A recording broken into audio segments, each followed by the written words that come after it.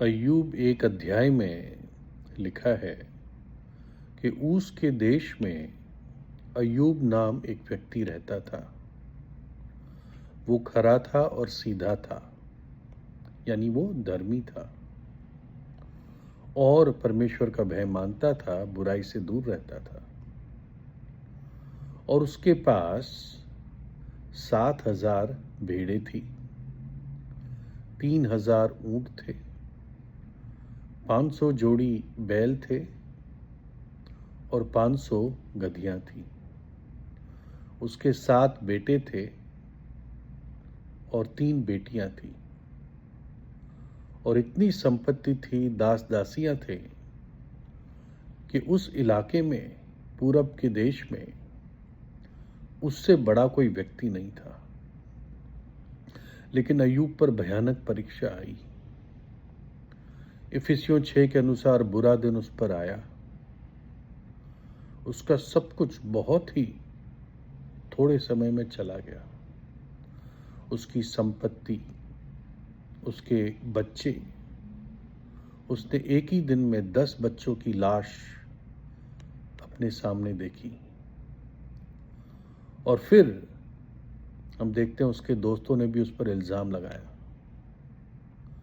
और बाद में प्रभु उससे बात करता है। और अय्यूब 42 अध्याय में अय्यूब प्रभु से प्रार्थना करता है कि अब तक तो मैंने कानों से तेरे बारे में सुना था, लेकिन अब अपनी आंखों से तुझे देखता हूं, इसलिए अपने आप से घृणा करता हूं और राख और धूलि में मैं पश्चाताप करता हूं।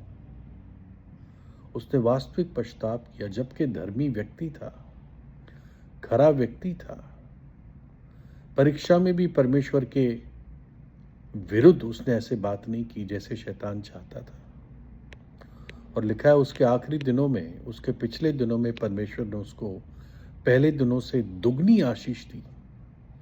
अब उसके पास 14,000 भेड़ें हो गई, 6,000 ऊंट हो गए, उसके 1,000 जोड़ी बैल हो गए, उसकी 1,000 गधियां हो गई, उसके और 7 बेटे और 3 बेटियां हुई। 20 क्यों नहीं, क्योंकि 10 पहले से स्वर्ग में थे। और उसके बाद वो 140 वर्ष जिया, यानी प्रभु ने आयु भी उसको दुगना ही दिया होगा, यानी 70 वर्ष पर उस पर ये परीक्षा आई होगी। और प्रभु ने उसको 140 यानी टोटल 210 वर्ष अय्यूब ने जिया। कितनी प्रभु की अद्भुत आशीष है।